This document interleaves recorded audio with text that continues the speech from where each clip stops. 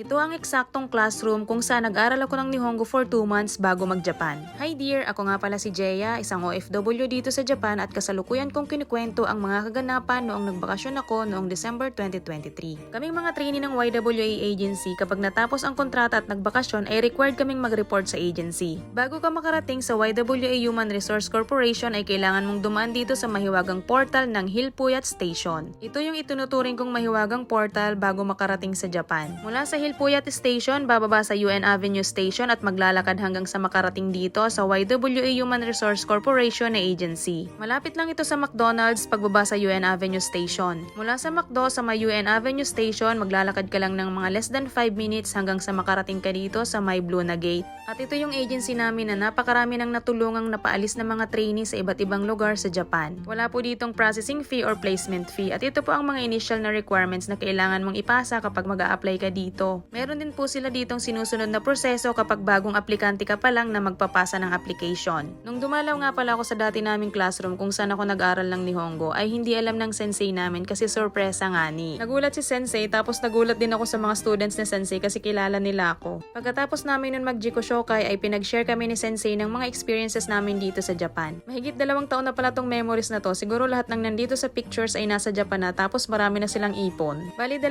beses akong nag-report sa YWA. Yun nga, yung una ay nung dumalaw ako sa classroom namin dati, tapos yung pangalawa ay nung nag-asikaso naman ng mga kailangang requirements para sa pagbalik sa Japan. Yung ibang mga trainees pala kapag nagbabakasyon sa Pilipinas after ng kontrata ay nagpapamedical din. Pero hindi naman lahat, depende siguro sa employer or sa duration ng pagbabakasyon kung gaano katagal. Ang sarap din sa feeling bumalik sa agency na tumulong sa'yo para makaalis ka papuntang Japan. Nakakamiss din kasi talaga yung mga moments dito dati. Lalo na nung nag-aaral pa lang ng Nihongo at ang problema pa lang ay kung gaano nakarami ang vocabs na nasasaulo. Kinabukasan, pagkagaling ko sa agency namin ay pumunta naman ako dito sa SM Santa Rosa para i-date yung sarili ko. Sinubukan ko that time na kumain sa isang Japanese restaurant dito sa SM. Dati kasi nung hindi pa ako nagtatrabaho sa Japan ay never kong na-experience na kumain sa isang Japanese restaurant sa Pilipinas. Syempre kasi hindi afford. Tapos hindi mga kilala yung pagkain. Kaya naman nung nagbakasyon ako ay sinubukan ko nga talagang kumain sa isang Japanese resto. Curious din kasi ako nun kung ano yung lasa ng ramen sa Pilipinas kumpara sa ramen sa Japan. Nung mga time na yan napaproud ako sa sarili ko kasi kaya ko nang i-treat yung sarili ko sa isang Japanese resto. Kasi dati hindi naman talaga kaya tapos nakakatakot pang mag-order sa mga ganitong klase ng restaurant noon.